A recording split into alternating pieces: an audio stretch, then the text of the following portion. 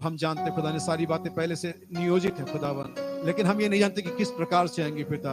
होने पर हम वो तरीका ढूंढ सके जिसके द्वारा ये हमारे हृदय में सही प्रकार से आ सके पिता। छोटे से झुंड को, मेरे परिवार को, सभी को जो यहाँ इस भवन में है पिता और जो ऑनलाइन इसे देख रहे हैं पिता, आप उनसे बातचीत करें प्रभु। महिमा आदर धन्यवाद आपको देते प्रभु। प्रार्थना यीशु मसीह के नाम मांगते हैं, आमीन।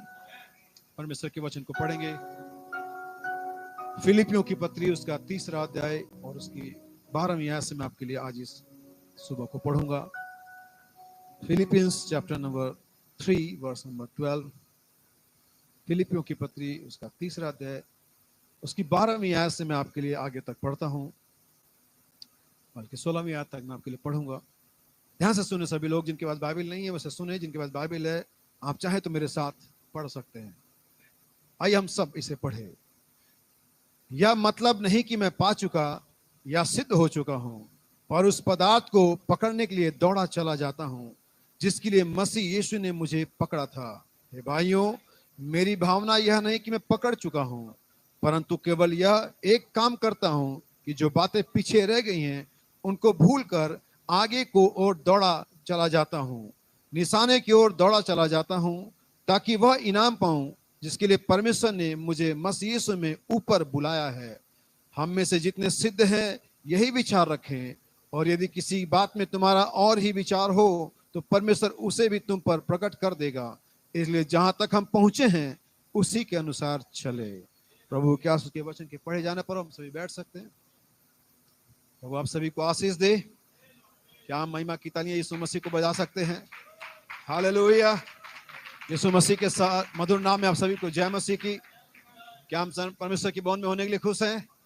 हालेलुया। जैसा कि मैं हमेशा कहता हूं, सबसे अच्छा स्थान जहां पर आप सुबह आ सकते थे आप आए, और जो नहीं आ सके उनके लिए मुझे अफसोस है। और मैं प्रार्थना करूंगा कि परमेश्वर ने अनुग्रह प्रदान करे कि आने वाले सप्ताहों में वो यहाँ पर हो सके। प्रभु के नाम को धन्यवाद हो। विशेष करके हम महिमा को कहते हैं, प्रभु आपको आशीष दे बहन, आपने बपतिस्मा लिया। याद रखिए कि निर्णय जो पृथ्वी पर हम जितने भी निर्णय लेते हैं मसीह के ग्रहण करने के अलावा, मसीहत के अलावा, वो सब निर्णय यहीं पर खत्म हो जाते हैं। उनका दायरा पृथ्वी से शुरू होता है, पृथ्वी पर ही खत्म हो जाता है। लेकिन एक निर्णय जो हम मसीह के लिए लेते हैं, मसीह के पीछे चलने के लिए लेते हैं, वो स्वर्ग तक रहता है। वो एक ऐसा निर्णय जो आपको स्वर्ग तक पहुंचा सकता है। आमीन। आप जो भी निर्णय पृथ्वी पर लेते हैं, जमीन जायदाद के, शादी ब्याह के, नौकरी के, पढ़ाई लिखाई के, खूबसूरत होने के, ताकतवर होने के, जो भी निर्णय पृथ्वी पर लेते हैं कि ये करना है वो करना है, मनुष्य के मन में बहुत सी कल्पनाएं होती हैं, लेकिन जो पर्पस खुदा ने ठान रखा है वही सफल होता है। हालेलुया। याद रखिए कि यह निर्णय जिसमें वो बहन ने कल शाम को लिया, और आप लोगों ने, बहुत सारे लोगों ने ले लिया है, और जिन्होंने नहीं लिया मैं उनको कहना चाहता हूं, आप किसी भी चर्च में हो, आप कुछ भी कर लें, अगर आपका बपतिस्मा प्रभु यीशु मसीह के नाम में नहीं हुआ है, आप नाश हो गए। दुनिया का कोई चर्च, दुनिया की कोई धार्मिकता, दुनिया का कोई भी अच्छा काम आपको बचा कभी नहीं पाएगा। आपको मन में ख्याल आता होगा कि मैं सही हूं, लेकिन आप अपने ख्यालों से नहीं बचेंगे, आप बचेंगे परमेश्वर के वचन से। हालेलुया। मनुष्य के मन में, बाइबल कहती है, एक मार्ग ऐसा जो मनुष्य को ठीक जान पड़ता है। हो सकता है आप उस मार्ग में बढ़ो, आपको लगता है ठीक है ये, लेकिन उसके अंत में मृत्यु है। लेकिन जो निर्णय उस बहन ने और हम सभी ने सालों पीछे लिया, महीनों पहले, हफ्ते पहले, दिन पहले लिया, वो निर्णय स्वर्ग तक पहुंचता है। क्या विश्वास करते हैं कि निर्णय आपने लिया हुआ है? अगर नहीं लिया हुआ तो देर ना करें। किसी भी दिन हैप्पी आवर्स खत्म हो जाएंगे, किसी भी दिन छूट का समय खत्म हो जाएगा, किसी भी दिन न्याय का समय आ जाएगा, और फिर आपके पास पैसा होगा और डिपार्टमेंट में सामान भी होगा, लेकिन आप परचेज नहीं कर पाएंगे, क्योंकि हैप्पी आवर्स, छूट का समय। 2 दिन पहले अमेजन पर एक और डील आई थी, ब्लैक फ्राइडे डील। कितने लोग इस तरह के डीलों के बारे में जानते हो? ब्लैक फ्राइडे डील आती है, फ्रीडम डील आती है, और पता नहीं कौन कौन सी। लेकिन वही डील आप आज नहीं ले सकते। वो डील उस दिन के लिए थी, वो छूट उस दिन के लिए थी, लेकिन आज वो खत्म हो गई। वो सामान वहां, प्राइस टैग बढ़ गया, आपके पास पैसा है, लेकिन उस रेट में नहीं मिलेगा। एक दिन ये उद्धार का दिन खत्म हो जाएगा। देखो, अभी परमेश्वर के पीछे हो लेने का समय है, ताकि प्रसन्नता के दिन में तुम्हारी सुन ले। लेकिन कल तुम इसे पाना चाहोगे, पेमेंट करना चाहोगे। मैं सुन रहा था एक प्रचारक एक दूसरे प्रचारक को लानते भेज रहा था, कह रहा देखो पवित्र आत्मा, और वो कहता कि पवित्र आत्मा तेल है, उसको खरीदो और जाकर के मोल ले लो। दूसरा कह रहा वो पवित्र आत्मा खरीदा जा सकता है? वो खरीदने को बस इतना ही समझता कि पैसा देना, वो नहीं समझता कि दाम चुकाना। उसको लगता है कि जेब से पर्स से पैसा निकालो या स्कैनर स्कैन करो, यही खरीदना होता है। तब मैं उस प्रचारक से पूछना चाहूंगा कि तब उसका क्या जब यीशु मसीह प्रकाशित 3 अध्याय के 14वें वचन में कहता है जिसके पास ये ना हो मोल ले ले। मैं तुझे चाहता हूं कि वो सोना, वो सुरमा, वो वस्त्र मोल ले ले। फिर इसका क्या मतलब हुआ?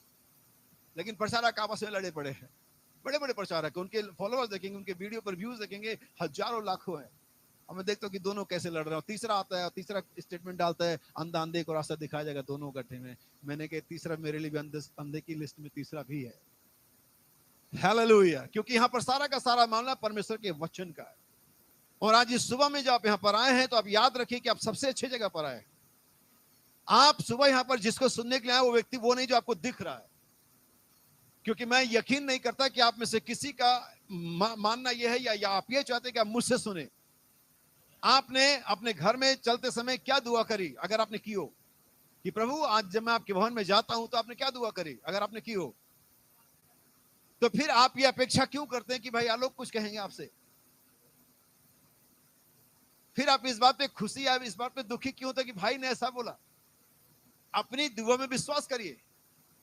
मेरी दुआ में मत करिए, कोई बात नहीं। अपनी दुआ में, अपनी खुद की दुआ में विश्वास करिए कि खुदावन आपसे ये आपने करी, आप इसमें विश्वास करिए।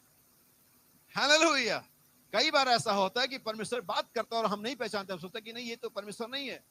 हम जानते हैं बहुत सारी बार हम प्रार्थना करते हैं, परमेश्वर प्रार्थना का जवाब देता है, हम उसे रिजेक्ट कर देते हैं।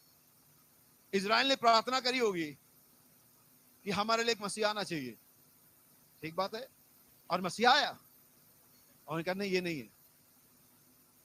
उसी मसीहा को जिसके लिए उन्होंने दुआएं की होंगी, यकीनन की होंगी, वे शायद अभी भी कर रहे हैं, और वही मसीहा उनके बीच में आया, लेकिन उन्होंने नहीं ये नहीं है, उसको मार दिया उन्होंने। हालेलुया। मिस्र में जब इजरायली गुलाम थे उन्होंने दुआ करी कि हमारे एक मसीहा आ जाए, और एक मसीहा, लगता हुआ मसीहा प्रकट हुआ। एक मिस्री को मारा, अपने यहूदी भाई को बचाया, और उन्होंने से कह करके भगा दिया, तुझे किसने हम पर हाकिम ठहरा दिया कि तू हमारे झगड़े निपटाए? लेकिन एक दिन परमेश्वर ने उसी को, पौलुस कहता है जिस दिन परमेश्वर, एक दिन परमेश्वर मेरे उस सुसमाचार के द्वारा तुम्हारा न्याय करेगा। हर एक कलीसिया के न्याय उसके पास्टर के प्रचारक के वचन के द्वारा होगा। इसीलिए मैंने लास्ट संडे का जो हमारा सेकंड सर्विस था, मैंने सिखाया कोई भी कलीसिया उस बात से ऊंचा नहीं जी सकती जो पास्टर का सिखाता है। वहां पर कितने अपने बच्चों को टेबल पहाड़ा सिखाते? जरा सा हाथ उठाइए, महिलाएं पुरुष। आपने अगर 10 तक का पहाड़ा सिखाया तो 11 तक का कैसे सुनाएगा? आपने अगर अपने बच्चे को 10 तक का पहाड़ा या टेबल सुनाया तो 11 का कैसे सुनाएगा? वो 10 तक का ही सुनाएगा। अब मत कहना कि मेरे बच्चे जानते, वो एक अलग बात है, मैं सिर्फ एक एग्जांपल दे रहा हूं। कोई भी कलीसिया अपने पास्टर के सिखाए गए शिक्षा से ऊपर नहीं जी सकती, उसे उतना ही सिखाया गया है।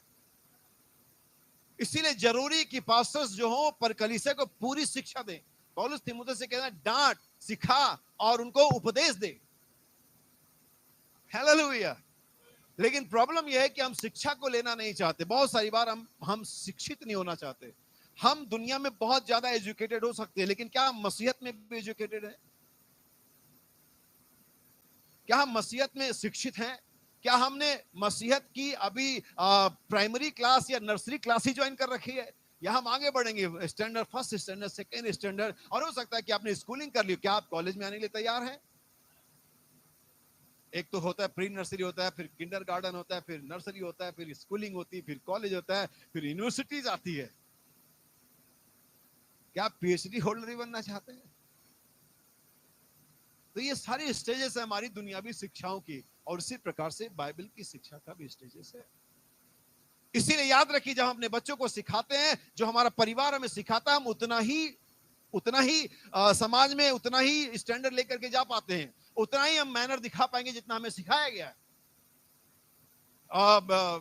मुझे अच्छी तरह से याद है, मैं लगभग 14-15 साल का होऊंगा, मेरे बड़े भाई थे, उनके बच्चे थे 2-3 साल, 4 साल या 3 साल के रहे होंगे। और इत्तेफाक की बात देखिए कि मेरी फैमिली में पूरी फैमिली हिंदू है, मेरे अलावा मेरे बड़े बेटे का नाम, बड़े जो भाई उनके बेटे का नाम जेम्स था, और अभी मेरे भांजा है उसकी लड़की, उसने उसका निकनेम रेचल रखा हुआ। परिवार में आ तो रहा था कहीं ना कहीं से, अब निकल कर गया यहाँ से, जेम्स आया, अब रेचल आ गई, और तब कहीं ना कहीं चल रहा था मामला। और जहां भी जाओ बच्चे, जैसे आप चाय नमकीन रखते, बच्चे एकदम से झपटते नमकीन बिस्किट पर। मेरे बड़े भाई ने कई बार उसको सिखाया कि बेटा ऐसा नहीं करते, नहीं माना। और एक दिन ऐसा हुआ कि एक जगह और गया और उसने फिर से बिस्किट पर पूरा, मेरे भाई का हाथ, हम मतलब हमारे घर में सबसे जो छोटी हाइट है वो 5 फीट 3 इंच की है, और मेरे भाई मुझसे लंबे है, और उन्हें जो लंबे से हाथ थप्पड़ मारे, आप 3 से 4 उंगलियां छपी हुई थी। उस दिन के बाद उसने फिर कभी नहीं उठाया। आप जितना सिखाएंगे उतना ही जिएंगे। हमें अगर एक घर में बच्चे कंट्रोल में नहीं है, आपने उन्हें सिखाया ही नहीं है। अगर एक घर में लड़ाई झगड़े का माहौल है तो बच्चा भी वही माहौल को लेकर के जाएगा। अगर आप लोगों ने संदेशों को ध्यान से पढ़ा और सुना हो तो भाई वर्णा में एक दिन टेबल पे नाश्ता कर दूंगी, फैमिली थी, और जोसेफ ने कुछ ऐसी बात बोल दी जो बहुत ही अश्लील थी, या बहुत ही जैसे बैड वर्ड्स बोलते हैं हम, गंदी बातें भाषा को बोलते हैं, और भाई वर्णम और मैंने चौंक गए कि बिली इसने कहां से सीखा। वो शायद स्कूल में सीख करके आया। हमें जरूरत है कि हम देखें कि हम क्या बोल रहे हैं। याद रखिए, अगर कोई स्त्री घर में अपने पति का आदर नहीं कर रही है, मैं मैसेज पर आऊंगा, तो वो पति कहीं भी आदर नहीं पाएगा। इवन उसके बच्चे भी उसका आदर नहीं करेंगे, उसका समाज उसका आदर नहीं करेगा, उसके रिश्तेदार उसके आदर नहीं करेंगे। अगर एक पत्नी अपने पति का आदर नहीं कर रही है, आप कहेंगे ये तो दुनियावी बात नहीं, मैं यीशु मसीह के बारे में बात कर रहा हूं। आज इसीलिए यीशु मसीह को भी गलत समझाया कि उसकी खुद की पत्नी उसको वो रिस्पेक्ट नहीं दे रही है जिसकी वो लायक है, और ये बात दुनिया में भी लागू होती है। हम जो मसीह होने का नकल करते हैं ना, ये बहुत एक दिन हमें धोखा दे देगा। ईस्टर गुड फ्राइडे का एक रिहर्सल चला था, जैसे कि अभी क्रिसमस के लिए चर्चेस सज जाएंगे, सजने शुरू हो गए होंगे, क्रिसमस ट्री और वो स्टार वाले और झालरें सब आ रही, खरीदारी शुरू हो गई, मैदा भी आ गया होगा ताकि भुजिया और वो बन सके, और ड्राई फ्रूट कटना शुरू हो जाएगा अगले हफ्ते से। सो ऐसे ही गुड फ्राइडे का मौसम था, और वहाँ पर बड़े बड़े कार्निवल चलते हैं और मेले चलते हैं। तो वहाँ पर कुछ स्कूल के बच्चों ने, क्रिश्चियन कॉलेज ने कहा चलो हम गुड फ्राइडे का एक ड्रामा खेलते। ठीक हो गया। तो वहाँ पर एक पिलातुस बन जाता है, 2-3 फरीसी बन जाते हैं और सब बन जाते, लेकिन आखिर किसी को यीशु मसीह बनना था, क्योंकि यीशु मसीह बिना गुड फ्राइडे का नाटक पूरा कैसे होगा। तो एक लड़का आया बांका जवान, उसने कहा चलो जी मैं गुड फ्राइडे में यीशु मसीह का नकल करूंगा, यीशु मसीह का एक्ट करूंगा, और क्रूस वगैरह पे टंगना था, थोड़ा सा मार वार भी खाना था, कभी कभार असली भी लग जाता है, ठीक है कोई बात नहीं। और वो क्रूस पर अपना टंगा हुआ। गुड फ्राइडे का क्या चल रहा है, मंचन चल रहा है, ड्रामा चल रहा है। किसका गुड फ्राइडे? आप लोगों ने देखा और खेला होगा अपने संस्थाओं में। हमने तो, हमारा परिवेश जो दूसरा था, हमने दूसरा वाला खेल रखा है। तो वहां वो बंदा बन गया यीशु मसीह, लटका हुआ है सलीब पर, और जैसा कि ड्रामे में था, जैसा कि किताब में था, लोग उसको मार रहे हैं, लोग उस पर थूक रहे हैं। अब इत्तेफाक से, बाई चांस, एक लड़के ने सचमुच थूक दिया। अब बेचारा कर तो रहा है, लेकिन कह रहा जब नीचे उतरूंगा ना, तू भूलना मत, मेरी याददाश्त बहुत तेज है, एक बार मैं नीचे उतरा तो फिर तेरी खैर नहीं है। वो तो नौटंकी कर रहा था, ड्रामा कर, लेकिन ऐसे ही बहुत सारे रियल एक्टर है चर्चेस के अंदर, बहुत से आपको रियल एक्टर मिल जाएंगे, और वो एक्टिंग करते मसीह होने का, लेकिन कुछ होने दो, एक छोटी सी बात उनके विरोध में होने दो, एक छोटा सा गलती होने दो, एक छोटा सा मिस्टेक होने दो, फिर वे बताएंगे क्या है क्या। जैसा कि मैंने कहा, मरने का नकल ज्यादा देर तक कभी नहीं करना चाहिए। लोग दफना देंगे, जला देंगे, जिस भी धर्म में आप होंगे। सो आप जितना भी नकल करना है नकल कर, एक्टिंग करने ला, लेकिन मरने का नकल ज्यादा देर तक मत करना, क्योंकि वो चल नहीं पाएगा। या तो तुम सचमुच ही मर जाओगे, या तो लोग दफना देंगे। ऐसे मसीह में जब तक हम मरते नहीं हैं अपने लिए, अपने सेल्फ रिस्पेक्ट के लिए, अपनी आदतों के लिए, अपनी अभिलाषाओं के लिए, तब तक मसीह आप में पुनर्जीवित नहीं हो सकता, क्योंकि ठीक दो जीवन एक साथ आगे नहीं बढ़ सकते। अगर किसी को कैंसर हो तो डॉक्टर आपको डेट दे देता है, किस स्टेज पर वो कैंसर है, डॉक्टर कहता है आपके पास 2 महीना है, 10 दिन है, हफ्ता है, 3 महीना है, और ऑलमोस्ट टाइम वो डॉक्टर सही होता है, क्योंकि कैंसर खुद में एक जीवन है। अब तो विज्ञान भी इसे मानता है, कैंसर खुद में क्या है, लाइफ है, जीवन है। और जब वो बढ़ेगा तो एक, जो अगर आपका जीवन, कैंसर का जीवन, दोनों एक साथ, एक क्रम में, एक स्पीड में ऊपर नहीं जा सकते। अगर एक ऊपर जाएगा तो दूसरा नीचे आएगा। सही बात है ये। और इसी प्रकार से मसीह और हमारा जीवन है। मसीह का जीवन अलग है, हमारा जीवन अलग। हम मरणहार हैं, हम पाप में पैदा हुए, हमें हमारे गंदा नेचर हमारे बाप दादाओं से मिला, हमारे स्वाभाविक लहू से मिला। और अगर वो जीवन बढ़ेगा तो ये जीवन नीचे जाना चाहिए। दोनों एक साथ ऊपर नहीं जाएंगे। या तो आपका जीवन ऊपर जा रहा है, मसीह के जीवन को आप दबा रहे हैं, आप ताकतवर है, या तो मसीह का जीवन ऊपर जा रहा है और आपका नीचे जीवन जा रहा है। आप अपना जीवन नीचे करोगे तभी मसीह का जीवन। बहुत सारी बार हम शायद को कोट करते, प्रभु मैं घटता जाऊं और तू, प्रभु हंसता कहता तू घट तो सही पहले, मैं तो बढ़ जाऊं। हमने बचपन में सवाल कहते हैं, उस एक लाइन खींचे, इसे बिना काटे बिना छुए इसे छोटा या बड़ा कर दो। कितने लोगों कभी ऐसा बच्चों ने खेला गया? तो हम क्या करते थे, बड़ी लाइन खेल, हो गया छोटा, वो सिंपल। प्रभु कैसे बढ़ेगा? आप घटो, वो अपने आप बड़ा हो जाएगा। वो तो बड़ा है ही है, वो आप घटो तो सही, मसीह आप में दिखने लगेगा। मसीह आपके जीवन में, आपके चाल डाल में, आपके पहनावे में, आपके बात करने में, आपके आराधना करने में, आपकी प्रार्थना करने में मसीह, आप घटो तो सही, मसीह अपने आप बड़ा हुआ है। लेकिन जब तक हम घटने को तैयार होते, मसीह दिखेगा नहीं बड़ा हुआ। आप जानते हैं बहुत सारी बार हम इन चीजों को चर्च में देखते हैं, इसलिए याद रखिए, मसीह आपके जीवन में एक्ट नहीं चाहता कि आप मसीह होने का एक्टिंग करें। मसीह चाहता है कि सच में वो आप में हो। कितने लोग चाहते हैं कि मसीह उसमें हो? आज का जो संदेश है मेरा, वो इस प्रकार से मैं कहूंगा, response to the high calling, ऊंची बुलाहट के लिए हमारी जवाबदेही, या हम अगर सही शब्द कहूं तो मैं कहूंगा एटीट्यूड क्या है उस हाई कॉलिंग के बारे में जिसमें हमें यीशु मसीह में बुलाया गया। तो मैं चाहूंगा कि जो वर्ष मैंने पढ़ी इंग्लिश बाइबल में से पढ़ी जाए, और आप ध्यान से सुनेगा, क्योंकि ये ऊंची बुलाहट है। या हम ये कहेंगे ये बुलाहट ऊंचाई से है, ऊपर से है। हमारा रवैया क्या है उस बुलाहट के प्रति जिसमें प्रभु ने हमें बुलाया है? कितने लोग बुलाहट में विश्वास करते हैं? बाइबल कहते हैं परमेश्वर ने बुलाया है, और अगर बुलाया है तो धर्मी भी ठहराया है, और धर्मी ठहराया तो महिमा भी दी है, और अगर महिमा दी है तो हमें संगी वारिस भी बनाया। लेकिन सारी चीजों के बीच में एक चीज है, परमेश्वर का मकसद। नबी कहता है कोई तरीका नहीं है कि परमेश्वर के मकसद को डिफीट किया जा सके, कोई तरीका नहीं। अगर मैं इस बात के लिए जानता खुश हूं कि परमेश्वर का मकसद मुझ में है।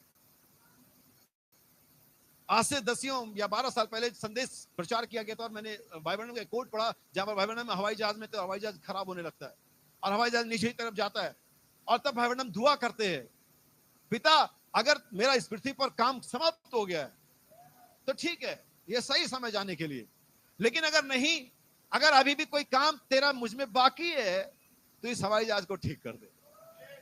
और फिर प्रबंधन कहते हैं अगले ही पल हवाई जहाज सामान्य तरीके से।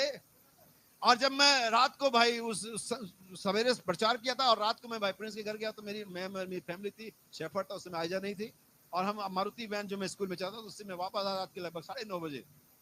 और जो हल्द्वानी का नगर निगम है उसके सामने उसके आगे जाके एक पेट्रोल पंप है, और मेरी गाड़ी का टक्कर एक ट्रक के साथ हुआ, और मेरी वैन यू टर्न लेकर के फिर ट्रक में लड़ी।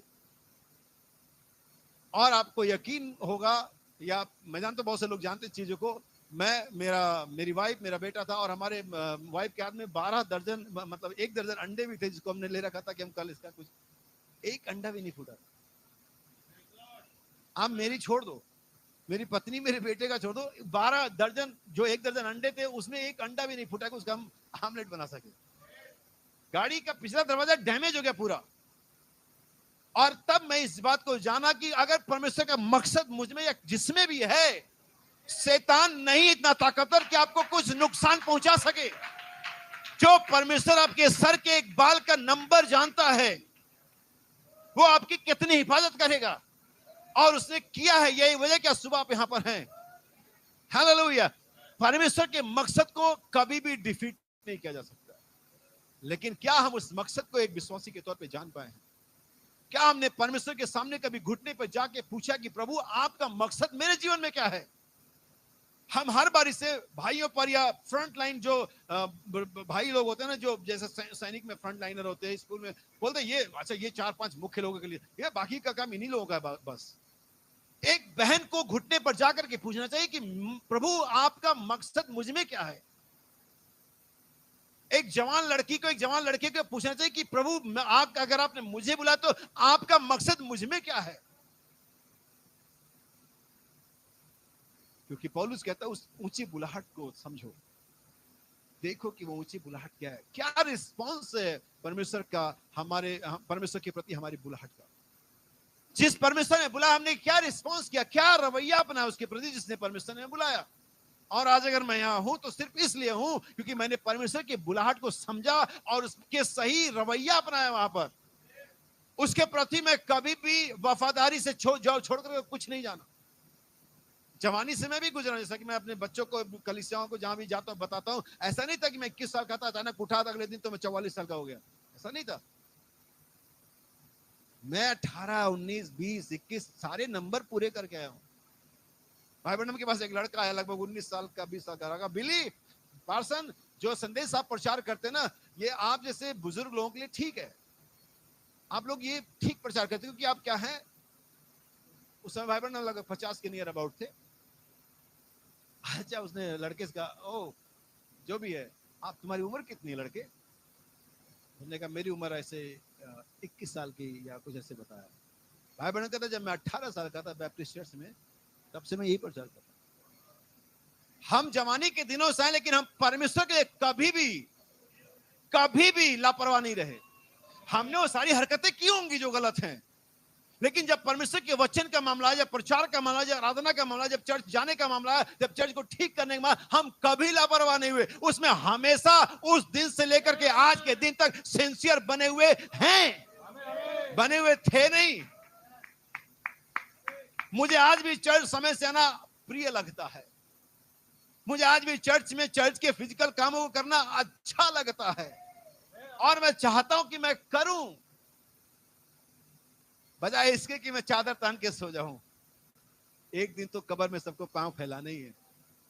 अच्छी बात है कि बक्सा लंबाई के हिसाब से बनता है, आपको सिकोड़ना नहीं पड़ेगा। हमें जितनी फैलानी हो फैला सकते। 1 फीट चर्च छोड़ देते हैं ना, 6 से, लेकिन अभी दुर्बल घुटनों को सीधा करने का समय, रिस्पॉन्स करने का समय परमेश्वर की हाई कॉलिंग। इन्हीं रवैयों को परमेश्वर देख करके आपको ब्लेस करता है। फिर लोग पूछते हैं हमारे लाइफ में वो बातें क्यों नहीं है, हम क्यों नहीं बढ़। आपका रवैया क्या कॉलिंग के प्रति? आपने परमेश्वर को उस हाई कॉलिंग का आपने क्या एटीट्यूड दिखाया? सुनिए, मैं सोचता कि 12 बज गए, देखिए कितनी जल्दी 12 बज गया।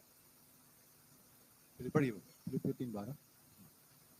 Not as though I had already attained. ठीक है, थोड़ा समय बचाते हैं तो हम आगे की तरफ से 14वीं आयत पढ़िए।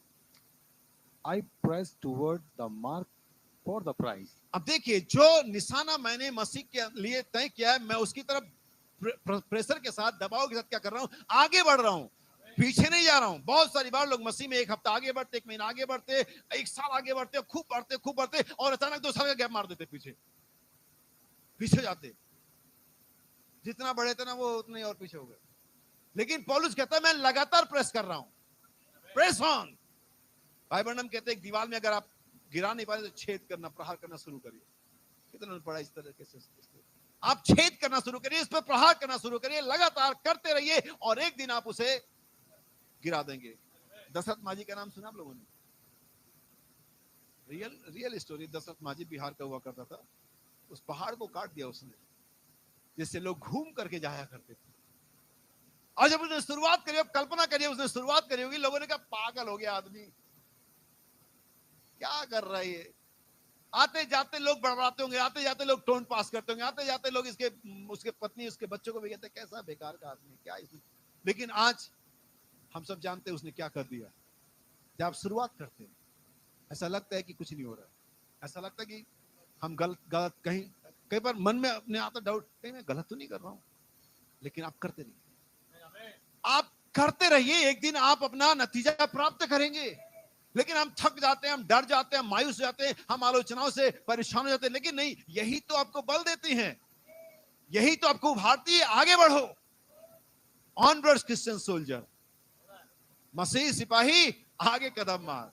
क्योंकि अगर दुनिया के आर्मी वाले भी पीछे कदम मारने वालों को गेट आउट कर देते हैं, मसीह भी कहता है जो हल पर हाथ रख करके पीछे देखता हो मेरा चेला, आपको आगे बढ़ना है, बस कैसे भी बढ़ना है। सुनिए बाइबल क्या कहती है।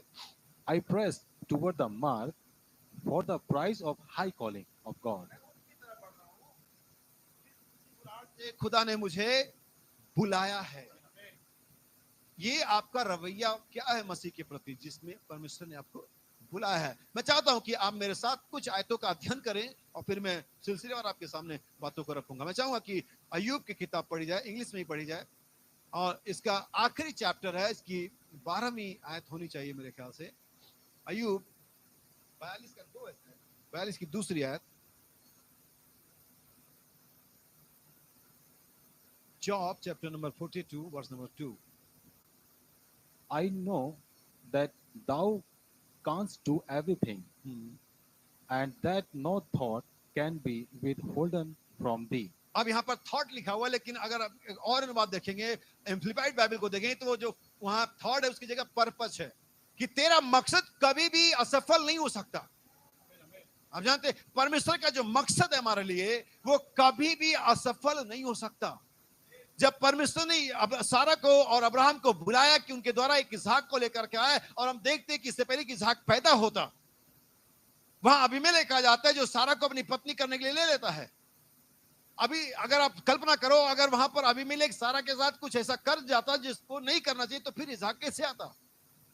लेकिन चूंकि अब्राहम और सारा को इसलिए बुलाया था कि इसहाक आए।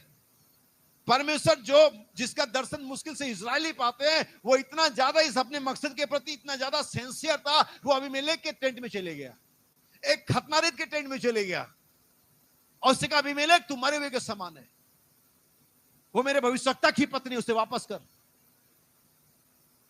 ऐसा क्यों किया परमेश्वर ने? क्योंकि परमेश्वर का मकसद था सारा के अंदर में। अगर परमेश्वर का मकसद था 3 इब्रानी बच्चों में, अगर परमेश्वर का मकसद था डैनियल के अंदर में, अगर परमेश्वर का मकसद था अय्यूब के अंदर में, याकूब के अंदर में, कोई उन्हें हरा नहीं पाया। क्योंकि अय्यूब कहता है तेरे मकसद को कभी भी रोका नहीं जा सकता। अब मैं आपके रोमियो की पत्री में आऊंगा और 8 अध्याय के 28 वचन से पढ़ना चाहूंगा मैं। Romans chapter number 8 verse number 28। और हम जानते हैं, क्या आप जानते हैं? हम जानते हैं कि जो लोग परमेश्वर से प्रेम रखते हैं। अब याद रखिएगा, जो लोग परमेश्वर से, मैं यहां पर डेफिनेशन नहीं देना चाहता हूं प्रेम का, लेकिन मैं आपको बताना चाहता हूं कि प्रेम क्या होता है। आमीन। यीशु ने अगर तुम मुझसे प्रेम रखते हो, अब मैं दोबारा आपसे पूछूंगा, क्या आप प्रेम करते हैं? तो एक बार अपने आप से पूछ लेना कि क्या आप आज्ञाओं को मानते हैं? क्योंकि ये हम प्रेम करते हैं, हमारा डायलॉग है। आप बोल सकते हैं, लेकिन इस समस्या से काउंट बिल्कुल नहीं करेगा, क्योंकि वो आपको देखता है आज्ञाओं को ना मानते हुए। हालेलुया। वो आपको क्या देखता है? आज्ञाओं को ना मानते हुए। फिर ये बात कि मैं प्रेम करता हूं, ये सिर्फ डायलॉग है। आप इससे परमेश्वर को नहीं, अपने आप को धोखा दे रहे हो। आमीन। क्योंकि जो लोग परमेश्वर से प्रेम रखते हैं, उनके लिए, सभी के लिए नहीं, हाँ, सब बातें मिलकर भलाई को उत्पन्न करती हैं, अर्थात उन्हीं के लिए जो उसकी इच्छा के अनुसार। अब यहां पर जब आप इच्छा पढ़ते हैं, तब यहां पर है मकसद, अर्थात उस पर्पस के लिए, उस मकसद के लिए जिसके लिए परमेश्वर ने हमें बुलाया है। मैं आपको बताना चाहता हूं, बाइबल के अनुसार अगर आप बाइबल को ध्यान से पढ़ते हैं, फिरौन को भी परमेश्वर ने चुना था, उसमें भी परमेश्वर का मकसद था। यहूदा इस्करियोती भी चुना हुआ था, उसमें भी परमेश्वर का मकसद था। क्या आप नहीं जानते इन बातों को? ऐसे बहुत सारे नेगेटिव कैरेक्टर बाइबल में जाएंगे जिनको परमेश्वर ने चुना था, जिसमें परमेश्वर का मकसद होना था। इवन आज की डेट में बाइबल की शब्दावली बताऊं, शैतान मकसद के अंदर है, शैतान प्लान के अंदर है। जब पिक्चरें बनती इसमें हीरो होता है, तो पिक्चर में विलन भी होता है, और उसको भी पारिश्रमिक मिलता है। अमरीश पुरी को भी पैसा मिलेगा, लेकिन मरेगा वही। पैसा लेने के बाद भी मरना उसी ने है, क्योंकि वो विलन के लिए ही चुना गया है। ऐसे नेगेटिव कैरेक्टर, अगर वो प्रोड्यूसर, अगर वो निर्माता उन नेगेटिव कैरेक्टर को भी पैसा देते ताकि उनके फिल्म में फिट हो सके और फिल्म आगे हिट हो सके, तो परमेश्वर ने भी बहुत से नेगेटिव कैरेक्टर को भी चुना हुआ है, जिसके द्वारा कलीसिया आगे बढ़ सके। इसका परमेश्वर का प्लान सुपर हिट हो सके। और लेकिन उसी परमेश्वर ने हमें कुछ पात्र को निरादर के लिए, लेकिन कुछ को आदर के लिए चुना है मेरे भाई बहन। हालेलुया। जब परमेश्वर को बुलाता, नबी कहता शुद्धिकरण, पवित्रीकरण, पवित्र आत्मा का बपतिस्मा, 3 बातें हैं। अगर आप बाइबल को मैसेज को पढ़ते हैं, मसीह परमेश्वर का भेद प्रकट किया, नबी कहता परमेश्वर के 3 मकसद है। और आपको जानकर के खुश होना चाहिए कि तीनों मकसद में परमेश्वर एक ही है, और वो तीनों मकसद में पाए जाने लोग भी एक ही है। परमेश्वर ने अपने आप को किसी पर प्रकट किया, और वो वही व्यक्ति है जिसके द्वारा परमेश्वर अपने आप को आगे बढ़ाना चाहता है। आमीन। और वही व्यक्ति इसको लेने के लिए परमेश्वर वापस आ रहा था कि पुनर्वादन की वाटिका में उन्हें रीएस्टेब्लिश कर सके। तीनों समय में वो व्यक्ति एक ही है। हालेलुया। मेरी बात को ध्यान समझना मेरे भाई बहन। परमेश्वर ने हमें बुलाया था कि हमें अपनी महिमा को रखे। बाइबल में हम कहते हैं शुद्धिकरण का मतलब होता है किसी पात्र को चुन लेना और अलग करना। परमेश्वर ने अगर आपको चुना है तो सिर्फ ऐसे लेकर के रख नहीं दिया आपको, बस ठीक है रख दिया, धोया, माजा, अपने लहू से क्लीन किया आपको। और ये सिर्फ इसलिए नहीं था कि आपको ला करके एक शोकेस में टांग दे। बहुत सारे घरों में आप जाएंगे, उनके पास बहुत बड़ी बड़ी कैटलरी होती है, बोन चाइना का, कांच का होता है, लेकिन वो सिर्फ शोकेस में रहता है। देखा होगा आप लोगों ने। तरस जाते यार कभी इसमें खाने को मिलेगा, लेकिन वो इतना महंगा होता है, और या बच्चे होते घर में, या ठीक है वो उतरता नहीं, बस आइए और देखिए और खाइए उसी मॉल वाली प्लेट में जो 35 रुपए की आती है। लेकिन परमेश्वर ने हमारे साथ ऐसा नहीं किया। हमें वहां से लिया, अपने लहू से क्या किया, साफ किया, और अपने आप को उसमें क्या कर रहा है, फिल कर रहा है। अपने पवित्र आत्मा को हमारे अंदर में उंडेल रहा है, अपने सद्गुणों को हमारे अंदर में उंडेल रहा है, अपने जीवन को हमारे अंदर में उंडेल रहा है। ना सिर्फ अलग किया बल्कि अपने आप को भरा उसमें। यह है परमेश्वर का बुलाया जाना। यह नहीं कि खाली बुला लिया आपको, तो फिर किस लिए बुला लिया। भरेगा वो। इसका आखिरी चरण क्या है, अंतिम स्टेप क्या है, पवित्र आत्मा का बपतिस्मा, शुद्धिकरण, पवित्रीकरण और पवित्र आत्मा का। तो फाइनली हम ये कह रहे हैं कि परमेश्वर ने सिर्फ बुलाया, लेकिन हमें भरने के लिए। और अगर आप भरे नहीं गए, आप बुलाहट में नहीं। बाइबल कहती है, आगे सुनिएगा, अर्थात उन्हीं के लिए, to them who are the called according to his purpose, अपने मकसद के लिए जिन्हें बुलाया, पर्पस। और हमारा आज यहां पर उसके प्रति क्या एटीट्यूड है। अगर आप एक नौकर को ले आए, अच्छी सैलरी पर ले आए, और पता चले कि सारा काम आपको ही करना पड़ रहा है, हफ्ते में 4 दिन छुट्टी पर है, वो सुबह आ रही तो शाम को नहीं आ रही, शाम को तो सुबह नहीं आ रही है, आप कितने दिन से झेलेंगे। भैया हमने तुझे इसलिए नहीं बुलाया, तेरा रवैया बेकार है। अगर आप एक क्लर्क रखे, अगर एक ड्राइवर रखे, आप एक मेड रखे, आप जो भी रखे, आप एक पास्टर को रख लें अपने चर्च में, और वो आपको बस चिकनी चुपड़ी बातें कहता रहे, आपको आपके कानों को खुश करता रहे। अगर तो आप एक स्पिरिचुअल व्यक्ति हैं, आप तुरंत उसे हटाना चाहेंगे। लेकिन अगर आप एक स्पिरिचुअल सिर्फ चर्च मेंबर है, ठीक है, ओके। और यदि किसी चर्च का कोई पास्टर, चलिए पास्टर से शायद आप ना समझ पाए और आपको दूसरी कोई फीलिंग नजर आए, तो फैमिली में कहता है, अगर आपके बच्चे जब इतने बड़े हो कि आप उन्हें डांट ना सके, कि आपको ये डर हो कि डांटने पर कुछ तो गड़बड़ हो जाएगा, या ये बुरा मान जाएगी, या बुरा मान जाएगा, या भाग जाएगा, या भाग जाएगी, या मर जाएगा, या मर जाएगी, तो वो बच्चा तो बर्बाद हो गया, वो तो गया। आप मुझे दोबारा सुन लेना। अगर आप इसलिए डरते हैं कि डांटने से भाग जाएगी, भाग जाएगा, मर जाएगी, मर जाएगा, जो भी है, लड़का लड़की, वो बच्चा तो गया। और वो चर्च भी जहां पर पास्टर इसलिए चुप रहता है कि लोग बुरा मान जाते, वो चर्च तो गया, वो चर्च तो गया, क्योंकि फिर वो सिखा ही नहीं पाएगा। ऐसे परिवार बिगड़ते, ऐसे कलीसिया बिगड़ गई, क्योंकि पास्टर को ये लगा, या वो जानता है लोगों के एटीट्यूड को, कि ये जल्दी से ही पर्सन ले लेंगे, फिर वो उनको हार्ड थिंग्स, कठोर बातें सिखा नहीं सकते। नबी कहता जो देश सुप्रीम कोर्ट की नहीं सुनता, वो देश बर्बाद है। जो कलीसिया पास्टर की नहीं सुनती, पास्टर का रिस्पेक्ट नहीं करते, वो कलीसिया बर्बाद है। कोर्स ले लेना मुझसे। हमारा रवैया उस बुलाहट के प्रति क्या है जिसमें परमेश्वर ने बुलाया है। मैं आपको दिखाऊंगा कि हमें परमेश्वर ने क्यों बुलाया। सुनिए, आगे सुनिए। For whom he did foreknow, he also did predestinated to be conformed to the image of his son. हमें इसलिए बुलाया ताकि हम उसके पुत्र के स्वरूप में हो। लेकिन आप बाइबल रोमियो की पत्री 12:1 कहती है, हे भाइयों तुम इस संसार के सदृश, सेम फ्रेज है। अगर आप बाइबल को पढ़ते ध्यान से, बाइबल को स्टडी करते अगर आप, क्योंकि हम बहुत सारी बात हम बाइबल को स्टडी नहीं करते, और बहुत सारी बात हम बाइबल को इसलिए पढ़ते कि हम इसमें दिखा सके कि इस बात में, इस मामले में मेरा पति, मेरी पत्नी, मेरा भाई, मेरा बहन कहां गलत है। हम बाइबल को इसलिए पढ़ते कि हमें दिखा सके कि आप गलत हैं। अगर बाइबल आपको ये नहीं कहते कि आप गलत हैं, तो आप गलत बाइबल पढ़ रहे, या आप गलत तरीके से बाइबल पढ़। मैंने एक प्रचारक को सुना तो उसने सिखाया मुझे आते, और मारो मत जाने दो। कहां बिंदी लगाएंगे? मारो मत जाने दो, मारो मत जाने दो, कहां बिंदी लगाएंगे? सेंटेंस बदल जाएगा। मारो मत, मारो मत जाने, कहां लगाएंगे बिंदी? ये तो आप पर डिपेंड करता है। परमेश्वर के वचन को पढ़ने का तरीका क्या आपका?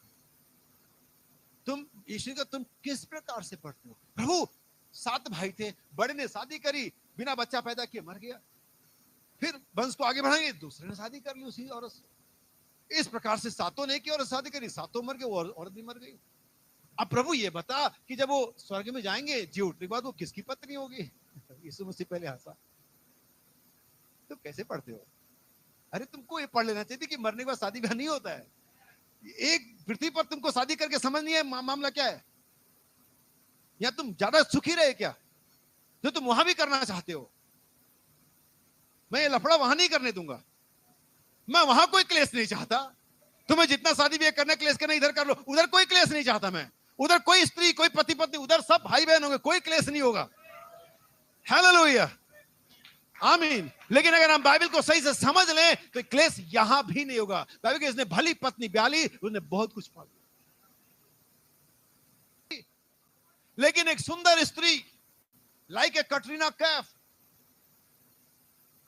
अगर वो विवेक समझ नहीं रखती कैसे पति को डील करना है, कैसे बच्चों को डील करना है, कैसे पति को दूसरों के सामने डील करना है, वो सुअर के समाज के नथनों में सोने का नथ पहना दिया गया। आपकी सुंदरता आपको रैप्चर में लेगी। अगर आप ध्यान से नीति वचन पढ़ेंगे, लिखा बहुत सी स्त्रियों ने भले काम तो किए। आप कहते मैं भले काम करता हूं, चर्च कहती मैंने कंबल बांटे, चर्च कहता मैंने वो रेड क्रॉस सोसाइटी का मेंबर है, और चर्च कहता हम वर्ल्ड विजन वाले हैं, चर्च कहता हमने स्कूल खोले, हमने अस्पताल, बहुत से भले काम किए। लेकिन कहती तू इनमें से अलग है। स्पिरिचुअल और फिजिकल दोनों रीति से बात कर। कलीसिया ने बहुत भले भले काम किए, लोगों को पढ़ाया लिखाया और कोड़ियों की मदद करी, मदर टेरेसा नोबेल प्राइज जीत गई, जो भी XYZ कर लिया। ऐसी बहुत सारी स्त्रियों ने भले भले काम किए, लेकिन इससे तुम्हारी प्रशंसा नहीं होगी। हमारी प्रशंसा तो कुछ और ही कारण से होगी। हमें चीजों को समझ लोगे तो आपके लिए जिंदगी बहुत आसान हो जाएगी। और अगर आप नहीं समझोगे अपनी बुलाहट को, आप उसको दोनों हाथों से लुटा रहे हो। अपनी बुलाहट को कंफर्म करो, सिद्ध करो। हर एक जवान, स्त्री, पुरुष, बुजुर्ग, हर एक भाई, हर एक बहन अपनी बुलाहट को निश्चित करे। पूछे खुदा से कि मुझे किस लिए बुलाया गया। संडे संडे चर्च आने के लिए बुलाया नहीं गया आपसे, ताकि उसके पुत्र के स्वरूप में हो, इसलिए खुदा ने हमें बुलाया। लेकिन हम तो कलीसिया में किसी भाई बहन को ढूंढे, हम उसके जैसा होना चाहते। मैं जब 99-98 के अंदर में मसीह बना और मैंने एक प्रचारक को देखा, क्या प्रचारक है, खुदावन मैं ऐसे ही प्रचार करना चाहता हूं, ऐसे हिलने वाला मामला होना चाहिए। और खुदावन ने लगभग 15 साल के बाद मुझे उस प्रचारक के साथ मंच साझा करने का अवसर भी दिया। लेकिन अब मेरा विचार थोड़ा अलग हो गया है। अब मैं उस प्रचारक की तरह नहीं बनना चाहता, अब मैं यीशु मसीह की तरह बनना चाहता हूं। कोई सुने तो अच्छा, कोई ना सुने तो अच्छा, कोई समझे तो अच्छा, कोई ना समझे तो अच्छा। मैं पिता के मकसद को पूरा करने आया हूं, ना कि अपने मकसद को। मेरा मकसद किसी की तरह बनना हो सकता है, खुदा का मकसद उसकी तरह बनना है। आप फॉलो करते चर्च मेंबर को, फॉलो करते प्रचारक को, फॉलो करते किसी भाई को, किसी बहन को, किसी पादरी को, आप यीशु को कब फॉलो करेंगे? I have decided to follow preacher, pastor, brother, sister, so and so, कोई क्रिकेटर, कोई हीरो, कोई heroine, I have decided to follow, वही एकमात्र इसका पीछा किया जा सकता है और कोई नहीं। अगर आपको, ताकि उसके पुत्र के स्वरूप में हो, तो तैयार इसके हो, यही आपकी बुलाहट है और कोई बुलाहट नहीं। अगर कोई पादरी आपको बुलाता है और बताता है आइए परमेश्वर चाहता है कि हम अमीर बने, वो झूठ बोल रहा है आपसे। आइए परमेश्वर चाहता है कि हम सब चंगाई के वरदानों में लग जाए, परमेश्वर वो झूठ बोल रहा है आपसे। आइए परमेश्वर चाहता है कि हम सब प्रचारक बने, वो झूठ बोल रहा है आपसे। परमेश्वर चाहता है, बुलाता कि हम सब बहुत बढ़िया कूद कूद के आराधना करें, वो झूठ बोल रहा है आपसे। भाई लोग ये सब बातें गलत है, बिल्कुल भी नहीं है, ठीक है, लेकिन इसके लिए बुलाए नहीं है। बाइबल साफ कहती है कि ताकि हम उसके पुत्र के स्वरूप में हों, ताकि वो बहुत भाइयों में पहलौठा ठहरे, उसका फैमिली बढ़े, उसके जैसे और लोग बढ़े। हालेलुया। परमेश्वर ने आपको इस पृथ्वी पर रखा था कि आप उसके पुत्र यीशु को प्रकट करें।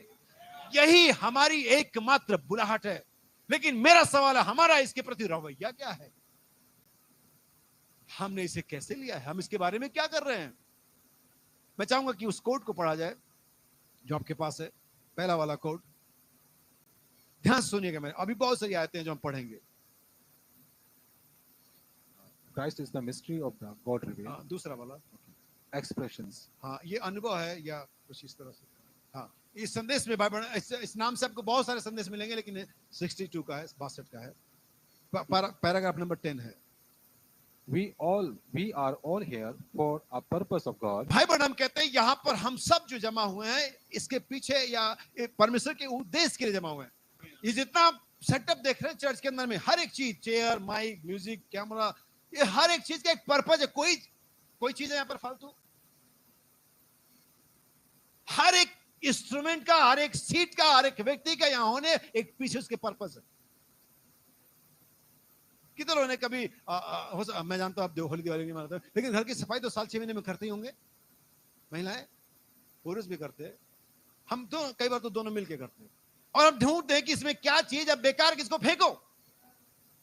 हम हमारे घर में चाहे वो अच्छा हो, चाहे बुरा, चाहे छोटा, कोई भी यूजलेस चीज नहीं चाहते। कबाड़ है वो, हम उसे कबाड़ कहते हैं।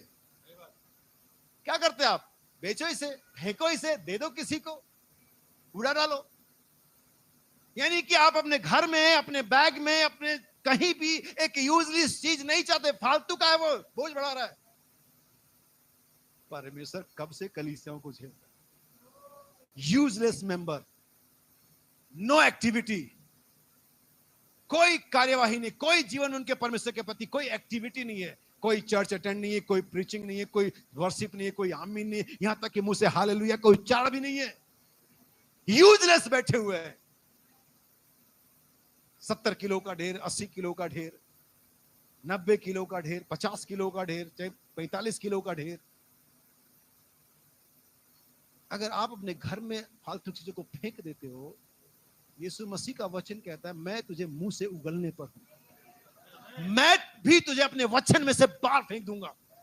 मुझे यूजलेस चर्च नहीं चाहिए, मुझे यूजफुल लोग चाहिए जो कुछ करें, जिनका रवैया परमेश्वर के बुलाहट के प्रति पॉजिटिव हो, जो बस बैठे ना रहें। अगर वो 4 कौड़ी कह सकते हैं हम क्यों पड़े पड़े मर जाएं, हम क्यों फालतू बैठे रहे, उठो, हम आगे चलें, प्रेस ऑन, आगे बढ़े, पकड़े जाए तो पकड़े जाए, मारे जाए तो मारे जाए, कुछ करें। मैं सोचता कि हमारी कंडीशन कोड़ियों से ज्यादा बेहतर होनी चाहिए, और है भी। हमारी कंडीशन उन कोड़ियों से कहीं ज्यादा। हम क्या कर रहे हैं? Why sit here until die? हम क्यों यहां पड़े पड़े मर जाएं? अगर आप यूजलेस हैं, पड़े पड़े मर ही जाएंगे। आप चर्च की सीढ़ियों पर नबी खत्म मर जाएंगे। आपने परमेश्वर के बुलाहट के प्रति रिस्पॉन्स क्या दिया? आपने क्या रिस्पॉन्स दिया? नबी कहता हर एक चीज जो आज सुबह यहां पर है उसका एक मकसद है। सुनिए आगे। We are all here for a purpose of God. हम सब यहां परमेश्वर के एक मकसद के लिए है। And if we can find what purpose, अगर सिर्फ हम ये पता लगा सके कि परमेश्वर का मकसद मेरे जीवन में क्या है।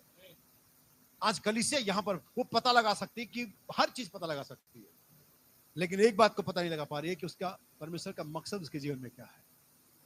यीशु परमेश्वर के मकसद को जानता था। अब मैं आपको कुछ गहरी शिक्षा देने जा रहा हूं। प्रेरितों के काम 23 अध्याय, हाँ सॉरी ये दूसरा अध्याय है। प्रेरितों के काम दूसरा अध्याय 23 वचन। कोड को दिमाग में रखिएगा। ज्यादा देर तक बाइबल को देखेंगे तो सारी बातें भूल जाएंगे। ये सुनिए, बाइबल आपके लिए पढ़ी जा रही है। नोट करते तो नोट करिए। फिर तो कम 2 अध्याय 23 वचन। यहाँ सुनिए, नबी कहता है कि सिर्फ यदि हम पता लगा सके कि परमेश्वर का मकसद हमारे जीवन में क्या है।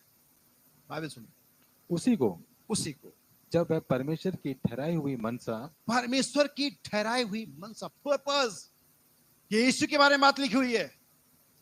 आमीन। उसी को परमेश्वर के द्वारा ठहराई हुई मनसा और होनहार के ज्ञान, अब ये क्या है, फ्यूचर भविष्य में होने वाली घटना। हाँ, और होनहार के ज्ञान के अनुसार पकड़वाया गया। होनहार का ज्ञान का मतलब है वो चीजें जान लेना जो होंगी, और परमेश्वर से जानता था। यहां तक कि यीशु जानता था। यहां तक कि उस गसमनी के बाग में यीशु ये जान गया था कि परमेश्वर का मकसद क्या मेरे लिए। उसका ये मकसद था कि कटोरा टल जाए। यीशु का खुद का, उसकी सेल्फ डिजायर क्या थी कि हो सके तो कटोरा, लेकिन उस दिन वो ये जान पाया था कि परमेश्वर का मकसद क्या है। उसने अपने मकसद को साइड में किया और कहा, प्रभु आपका मकसद। अगर उसने परमेश्वर के मकसद को पूरा किया और पा लिया तो यीशु परमेश्वर से जिला उठाया। नबी कहता परमेश्वर हर एक उस बस्ती को जिला उठाएगा जो उसके मकसद को पूरा करती है। कितने लोग पुनरुत्थान में जाना चाहते हैं? जरा हाथ उठाना। परमेश्वर के मकसद के बारे में क्या है? क्या वो पूरा हो रहा है? तभी तो जिला उठाएगा, अन्यथा नहीं। ये डिक्लेयर है उतना ही जितना कि अभी दिन होना जो सही है। बाइबल का कोड मैंने डाला, इस पढ़ लेना उसको। बाइबल में कहते हैं जो आज से 33 साल पहले यीशु मसीह की मिनिस्ट्री शुरू हुई ना, बाइबल अपने डेट में, उस डेट में कहते 1955 तक वही वर्तमान है। मैं कहता 2024 तक यीशु मसीह आज और कल और सदा एक सा है। सुनिए, मनसा और होनहार ज्ञान के अनुसार पकड़वाया गया तो तुमने अधर्मियों के हाथ से उसे क्रूस पर चढ़वा कर मार डाला। हाँ, देखिए परमेश्वर का मकसद था। यीशु मसीह कई बार बच के निकल गया। हमें बाइबल कहती है यीशु मसीह कई बार बच के निकल गया, लेकिन इस बार नहीं। इसी का 13 अध्याय 36 वचन पढ़ा जाए। 13 अध्याय 36, चैप्टर नंबर 13 वर्स नंबर 36।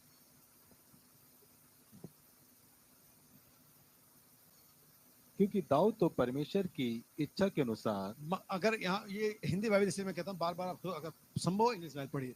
यहाँ पर फिर से मकसद है, जैसे हमने रोमियो 8:28 में पढ़ा कि इच्छा नहीं बल्कि वो मकसद है। ऐसे ही दाऊद तो परमेश्वर के मकसद के अनुसार, उद्देश्य के अनुसार, पढ़िए हिंदी में पढ़िए, कोई दिक्कत नहीं है।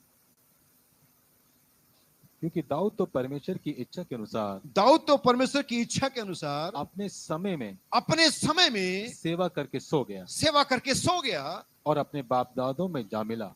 देखिए, अब दाऊद में परमेश्वर का अलग मकसद था, अब्राहम में एक अलग मकसद था, डैनियल में एक अलग मकसद था, और भविष्यवक्ताओं में एक अलग मकसद था, लेकिन यीशु में दूसरा मकसद था। हर एक व्यक्ति के बुलाए जाने के पीछे उसका एक मकसद है। और मैं ऐसा इस आधार पर नहीं करूं कि संदेश को मैंने तैयार किया, ऐसा बाइबल के आधार पर कह रहा हूं।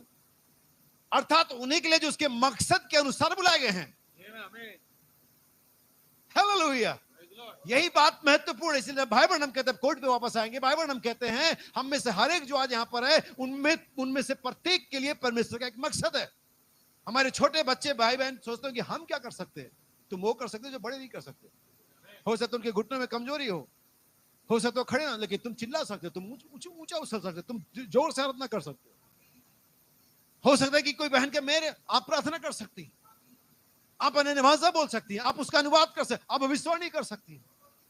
हमारे भाई जवान दर्शन देख सकते हैं, उनका अनुवाद किया जा सकता है। हमारे बहुत कुछ है करने के लिए, लेकिन सवाल यह कि हमने उस बुलाहट के प्रति रवैया क्या अपनाया। हम तो निराश, उदास, परेशान अपने कामों में, अपने घरों में बैठे अपने कामों में मस्त है और सोचते हैं ये सब काम तो पादरी का है, इसीलिए वो अपने मकसद कर रहे हैं। तुम्हारा मकसद क्या है? हमारे जीवन में परमेश्वर का मकसद क्या है? इसे पता लगाना मेरा काम नहीं आपके लिए। बाइबल कहते अपने बुलाए जाने को सोचो। बाइबल यह नहीं कहते अपने बुलाए जाने को पादरी से पूछो, खुद सोचो। सुनिए आगे। If we can find what that purpose is and then serve it well. और जब हम ये पता लगा लेते कि उसका मकसद क्या है, तब हम उसकी सेवा कर सकते हैं। अन्यथा आप सेवा नहीं कर पाते जब तक कि आपको ये पता ना हो कि उसका मकसद क्या है। सुनिए आगे। Then surely, निश्चित रूप से if God is mindful enough for a resurrection of bodily life, और खुदा इस सांसारिक देह की बॉडी लाइफ के लिए माइंडफुल है, मतलब ध्यान देगा, उसके बारे में चिंतित होगा वो, and he also mindful enough for a resurrection, और वो आपके पुनरुत्थान के लिए भी चिंतित रहेगा या ध्यान देगा उसके बारे में। दूसरा वाला कोट पढ़ेंगे जो मसीह परमेश्वर का भेद है संदेश के अंदर में। बाइबल ने कितने लोग इस संदेश को पढ़ा, जरा हाथ उठाइए। मसीह परमेश्वर का भेद जो प्रकट हुआ, हमें बीज का रोप बिल्कुल खाली है। संदेश घरों में नहीं है, तो मुझे नहीं मालूम कि क्यों नहीं है, क्योंकि यहाँ पर बांटे तो जरूर जाते हैं। बहुत सारे संदेश यहाँ पर रखे हुए भी हैं, और 7 सील शायद हमने सारी बांट दी, और मुझे नहीं लगता कि अपने चर्च से किसी ने लिया होगा, कि अपनी चर्च का किसी भाई बहन ने 7 सील लिया जिसके पास ना हो। पहली बात तो कई लोगों के सर में दर्द है कि इतना मोटा है। अगर आपको जरूरत है तो मैं आपको पतला करके दे दूंगा। मेरे पास हर मोहरे टूटी हुई, मेरे पास पतली पतली, सर दर्द नहीं होगा। पढ़िए उसे, पढ़ने के लिए देखिए।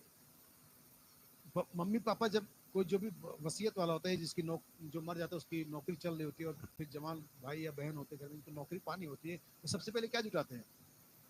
कागज, नौकरी कैसे मुझे मिलेगी। या जायदाद लंबी चौड़ी छोड़ गए, बॉन्ड छोड़ गए, LIC छोड़ गए, सोने के गहने के लॉकर छोड़ गए, या जो भी छोड़ गए, तो पेपर जुटाते हैं कि कैसे मिलेगा ये। और हम जब कहते हैं कि 7वीं मोहर तुम्हारी जायदाद वसीयतनामा है, तो उसको देख करके सर दर्द होता है। इसको कोई नहीं पढ़ता। हाँ, आपका जायदाद होता तब पढ़ते, जिनका है वो उन्होंने पढ़ा है, जिनका नहीं वो नहीं पढ़ेंगे। उनको देना भी मत, उनकी जायदाद में कोई हिस्सा ही नहीं। बाइबल हम कहते हैं कि वो हमारे पुनरुत्थान के लिए भी क्या रहेगा? चिंतित रहेगा। बाइबल संदेश में कहते हैं परमेश्वर का 3 मकसद था, 3-fold purpose of God. Bible ने कहा जिसका पहला मकसद था अपने आप को दुनिया पर जाहिर करना, अपने सारे एट्रीब्यूट्स को, अपने सारे गुणों को। वो सृष्टि करता है, वो उद्धार करता है, वो प्रेम करने वाला है, वो क्रिएटर है, वो जो भी है, वो सबको जाहिर करना था। और फिर उसका दूसरा मकसद था कि वो अपने लोगों में प्रधान हो सके। अगर ये मकसद आप फाइंड आउट कर लें, आप जान लें, तो आप यीशु मसीह को आज से ही अपने जीवन का हेड बना देंगे, जो कि वो होना ही चाहिए। यही उसका मानव जाति में मकसद है कि वो आपका क्या हो? हेड हो। और जिसके जीवन में वो हेड नहीं है, मुख्य नहीं है, वो बिलीवर नहीं है। और तीसरा उसका मकसद था कि हमें वापस सदन की वाटिका में रिस्टेबलिश करे। हालेलुया। ये उसके 3 मकसद थे, और कोई उसके मकसद को डिफीट नहीं कर सकता। मैं वापस जा रहा हूं, मैं वापस जा रहा हूं, क्योंकि ये मकसद पिता का है और कोई इसे डिफीट नहीं कर सकता। सुनिए नबी क्या कहते हैं संदेश में। Christ is the mystery of the God revealed. परमेश्वर, मसीह परमेश्वर का प्रकट भेद है। What is his purpose now? और अब उसका मकसद क्या है? हाँ, express himself as a son. अपने आप को पुत्र की तरह जाहिर करना, एज ए सन। जैसा कि हमने बाइबल में पढ़ा कि उसका मकसद है कि हम उसके पुत्र के स्वरूप में हो। और नबी कहता अब उसका मकसद क्या है? बाइबल और मैसेज को देखिए कैसे समानता में। अब उसका मकसद है कि अपने आप को पुत्र के जरिए या पुत्र के द्वारा जाहिर करे। तो पुत्र किधर है? हालेलुया। परमेश्वर का एक ही पुत्र है, परमेश्वर का वचन, और वही हम में होना चाहिए। सुनिए आगे। Express himself as a son. See, and that can might be dwell in him. और ताकि वो आप में रह सके। The fullness of God had bodily. और ताकि वो आप में रह सके और परमेश्वर की सारी परिपूर्णता देह में आ सके। एक प्रचारक प्रचार कर रहा था, मैं तो आश्चर्य, जैसा मैं कहता जा रहा हूँ यहाँ बताता जाता हूँ, वैसे मैं देखता जाता हूँ। मैंने कहा था कि पिरामिड हर चर्च में टंगेगा, ऑलमोस्ट चर्च में से टंगा। एक प्रचारक थोड़ा सयाना है, तो उसने ऐसा वाला पिरामिड नहीं लगा, प्रचार कैसे ओरिजिनल लगा दिया। वो सयाना है प्रचारक, उसने ओरिजिनल पिरामिड लगा दिया। लगाना तो पिरामिड ही है, तो कितना। अब भाई कोलमैन ने 40 साल पहले रैप्चर एक्सप्रेस प्रचार किया, अब वो कह रहा हेवन एक्सप्रेस। तो नाम कितना बदल दे, मामला वही है। तू कितना भी सियाना हो तुझे आना वहीं पड़ेगा। हर कलीसिया इसे करेगी, उसे करना है, क्योंकि यही इस मुख्य घटना का मुख्य मैसेज है, 7 गर्जनाएं और कुछ भी नहीं। आपको इसे लेना ही पड़ेगा। आप शब्द बदल दो, ट्विस्ट कर दो, शर्म के मारे कि यार लोग कहेंगे यार लो ये भी उधर गया। आप कितना, आपको प्रचार तो यही करना है, ओरिजिनल लगा दो, यही पिरामिड है वो। हमें आप रैप्चर एक्सप्रेस को हेवन एक्सप्रेस कह लो, कहना तो वही पड़ेगा जो होने वाला है। तो सयाने लोग हैं, लेकिन कोई बात नहीं, उनसे सयाने 30-40 साल पहले आ चुके थे।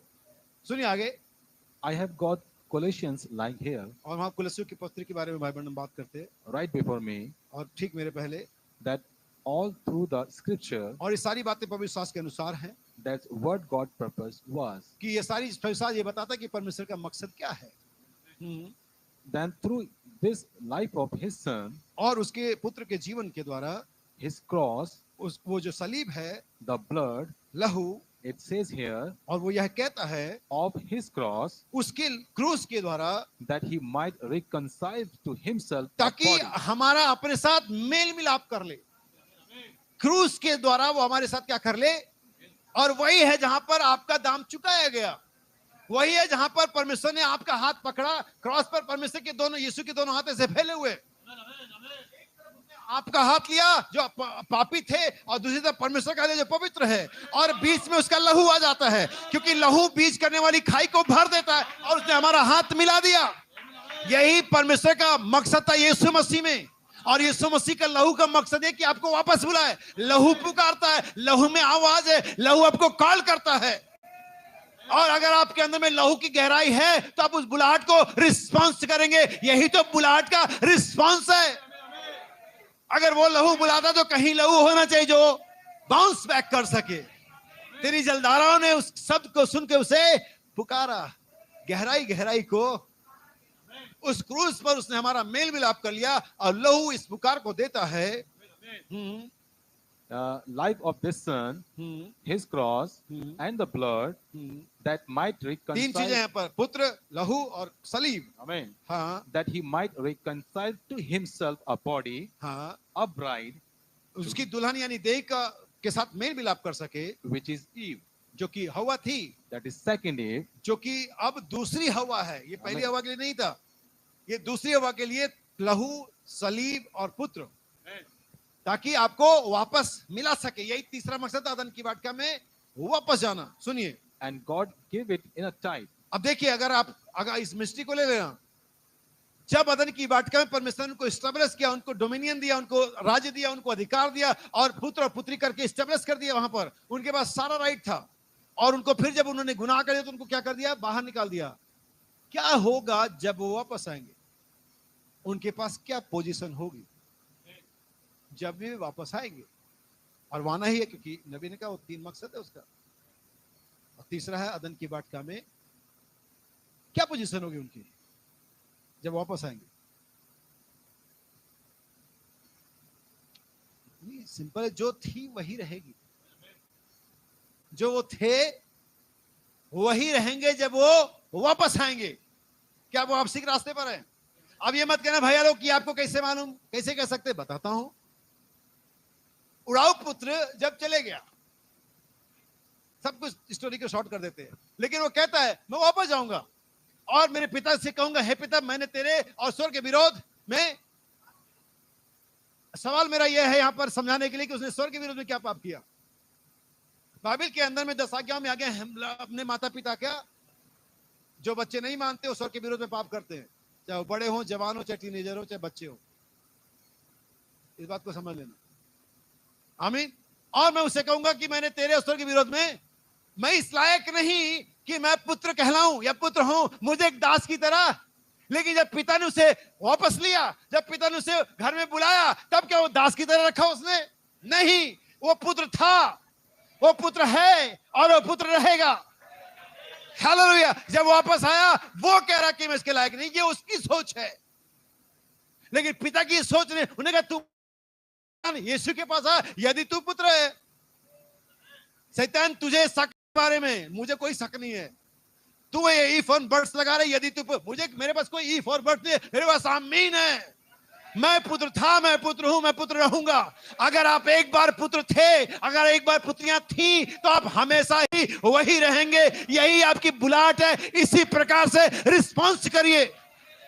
हालेलुया। वो गुलामों के बाजार में वो सीना निकाले हुए गुलाम खड़ा है, लगभग 6-7.5 फीट का, और खरीदने वाले आते हैं, बेचने वाला खड़ा है और कहते हैं, ओ मिस्टर, क्या आप इस गुलाम को कोई अलग खाना देते, कोई प्रोटीन डाइट देते क्या? वो मसल्स वाले देते क्या आप इसको? नहीं नहीं, ये वही नाद में शक्कर इसमें सारे खाते हैं। ये क्या मतलब, ये क्या, इसके साथ क्या मामला है? ये इतना अकड़ा अकड़ा ऐसे क्यों खड़ा है? हालेलुया। कहानी को आपने सुना होगा, लेकिन फिर से सुनिए। तब वो बेचने वाला कहता है, जिस कबीले के जंगल के कबीलों से हमने इसे पकड़ा था, लाए थे, वो एक कबीले के सरदार का बेटा था, और ये यहां आ गया, बिकने को तैयार है। गुलामी का प्राइस टैग लगा हुआ है, इतने $1 का बिकेगा। लेकिन ये अभी भी अपने आप को वही समझता है, क्योंकि वही था, वही है और वही रहेगा। शैतान ने हमारे पर कितना भी जंजीर बांध दिया, हमें बांध दिया पाप में, अभिलाषाओं में, लेकिन हम पुत्र ही थे, हम पुत्र ही हैं, हम पुत्र ही रहेंगे। हमारे अंदर में कोई बदलाव आ नहीं सकता। इसलिए मैं पुत्र की तरह जीता हूं, पुत्र की तरह बोलता हूं, पुत्र की तरह पहनता हूं, पुत्र की तरह हर एक काम करता हूं, जैसा एक परमेश्वर के पुत्र और पुत्री को करना चाहिए। भाई आलोक, इसका मतलब है कि टैग लगाओ गुलामी का, फिर भी आप ऐसे कर सकते हैं? यस सर, उसने किया था, हम भी कर सकते हैं।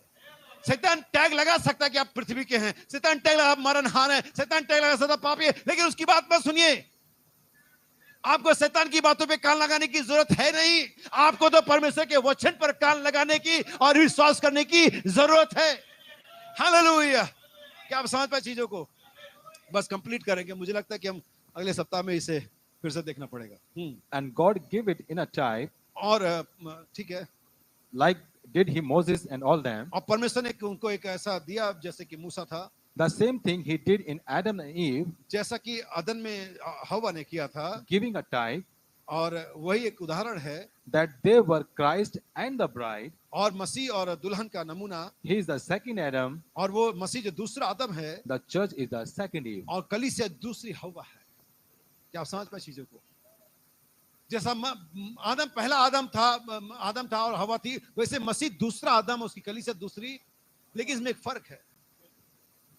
इसमें फर्क यह है कि पहला आदम तो अपनी पत्नी को दोष लगा करके बाहर ले आया।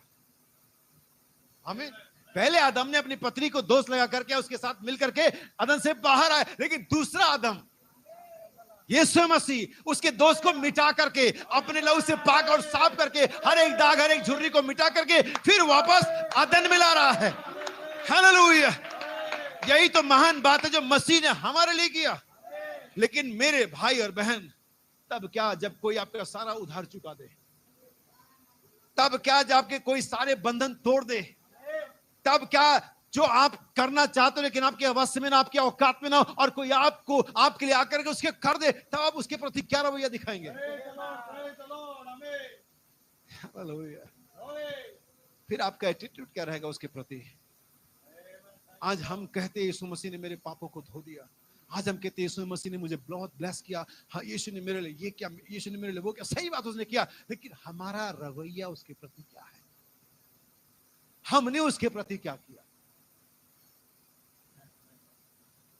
हमने क्या रिस्पॉन्स किया? जिसने हमारे पापों को धो दिया, हम फिर पाप करके नंबर बढ़ा रहे हैं। क्या फिर लहू बहाएगा? तो हमने उस कृपा के प्रति जो खुदा ने हमारे लिए किया, हमने क्या रवैया? मैं आपके लिए आखिरी आयत है, 2 तिमोथी 1 4:13 से पढ़ेंगे। 4:13 1 तिमोथियस।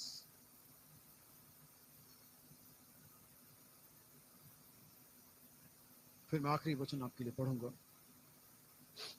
ध्यान सुनिएगा। सेवक का, जो सेवक का काम अच्छी तरह से नहीं कर सकते, वे अपने लिए अच्छा पद। 1 तिमोथी 4:13 चाहते हैं, जब तक मैं ना आऊं, हाँ, तब तक पढ़ने और उपदेश और सिखाने में। पढ़ने, यहीं पर कलीसिया छूटती है। पास्टर्स चूकते हैं, क्योंकि ये इंस्ट्रक्शन प्रचारकों के लिए, ये तीमुथियुस है जिसको पौलुस लिख रहा है। और बहुत सारे प्रचारक और पास्टर पढ़ते कुछ नहीं और प्रचार करते, लेकिन पौलुस कहता है पढ़ो, बाइबल पढ़ने के लिए ताकीद कर। धन्य जिस भविष्यवाणी की पुस्तक को बहुत सारे लोग खाली सुनते रहते, संडे संडे यूट्यूब पर और ये टेप सुनते रहते, सुनो, क्योंकि कहते हैं विश्वास सुनने से आता है। क्या बात, लेकिन वे जानने से चूक जाते हैं कि जब बाइबल पढ़ते हैं तो बाइबल को सुनते भी हैं। ये आपसे बाउंस बैक बात करती है। दुनिया की कोई किताब आपसे बात नहीं करती, लेकिन जब बाइबल पढ़ते हैं ये आपसे वापस बात करती है, क्योंकि ये मरा हुआ वचन नहीं है, ये जीवित वचन है, ये परमेश्वर है। जब आप उससे बात करेंगे, ये अनहोना है कि वो आपसे बात ना करे।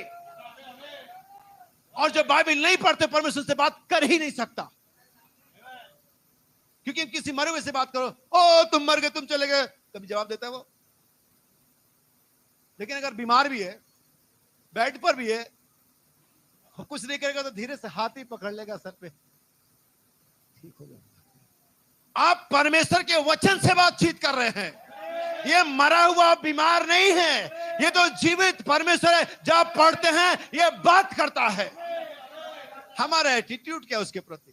पढ़ने, सिखाने और उपदेश करने में, सुनिए ध्यान से, जब तक मैं ना आऊं, जब तक मैं ना आऊं, जब तक यीशु ना आए, तब तक पढ़ने और उपदेश और सिखाने में लौलीन रहे।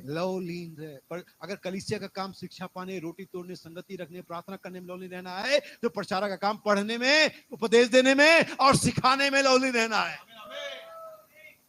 क्या ही बाइबल हमारे पास। और आगे सुनिए, उस वरदान से जो तुझ में है। हाँ जी, अब यहाँ पर रुक जाना। बहुत सारी बार सॉन्ग लीडर, पास्टर, प्रचारक, म्यूजिशियन और जो भी मिनिस्टर्स है, और वो सोचते हैं उनको हाथ रख दिया गया, वे मिनिस्ट्री करने, मैं पास्टर बन गया, ओके। और इससे जाने कितने पास्टर आए और कितने पास्टर चले गए, क्योंकि सोचे पादरी बन गए, ओके। आपका टीम में सिलेक्शन हो जाए ये ओके नहीं होता, टीम में बने रहना ओके होता है।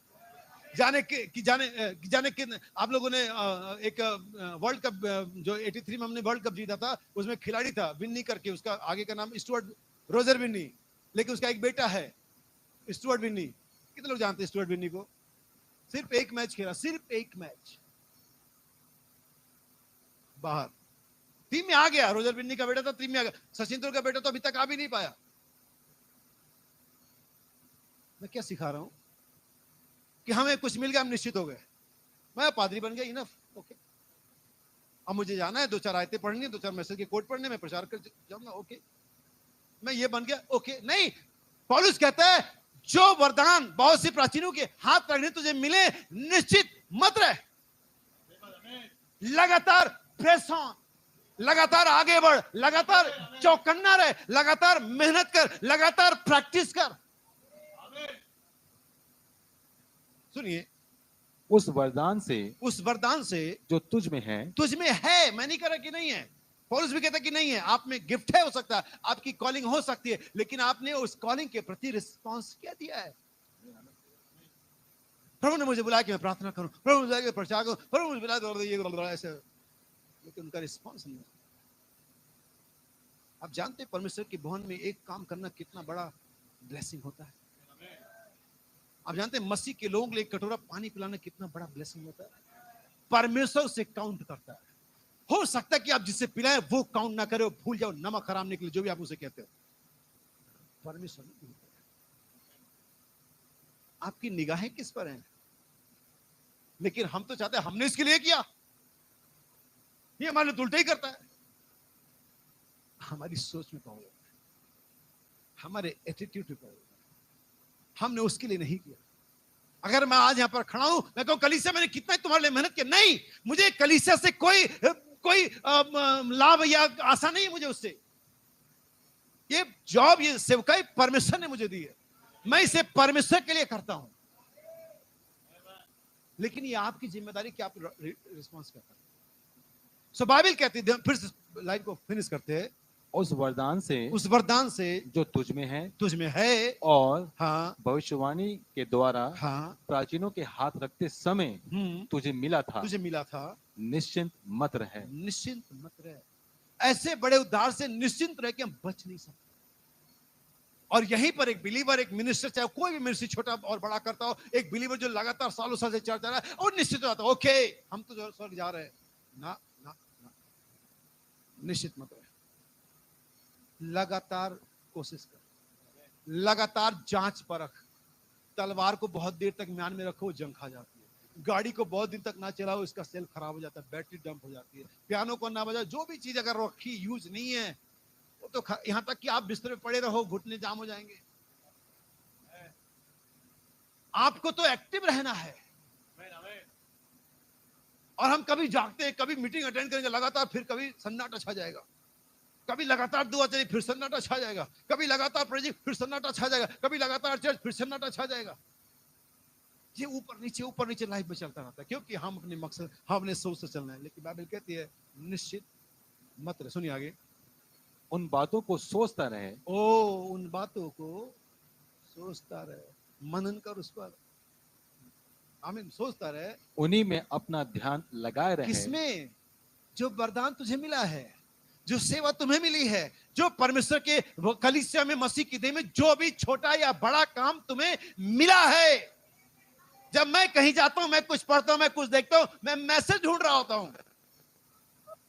भाई बहन जंगल में है, कुछ नहीं, वहां पर पैर टकरा है, सिगरेट का डब्बा मिल गया, भाई बहन उसे उठाते हैं, अच्छा ये तो फिल्टर वाला सिगरेट है, भाई बहन को पूरा मैसेज मिल गया। मैं जा रहा हूं, देख रहे हैं, अच्छा जियो वाले 10 से 5 तक ऑफर दे रहे हैं, हैप्पी आवर्स ये है, हमें मैसेज मिल गया। बाइबल कहते हैं वही सोच बस। जो तेरा जॉब है, जो तेरा काम है, जो तेरा गिफ्ट है, जिस ऊंची बुलाने के लिए बुलाए, तुम वही सोचो। परमेश्वर तुम्हें ब्लेस करेगा, परमेश्वर तुम्हें यूज करेगा, परमेश्वर तुम्हें आगे भेजेगा। उस छोटे से वरदान के द्वारा जो भी बहनों और भाइयों आपको मिला है, परमेश्वर आपको आगे बढ़ाएगा और बहुत सारे लोगों को मसीह तक लेकर के आएगा, अगर बस जो भी परमेश्वर ने आपको दिया उसे बने रहते। प्रभु आप सबको आशीष दे।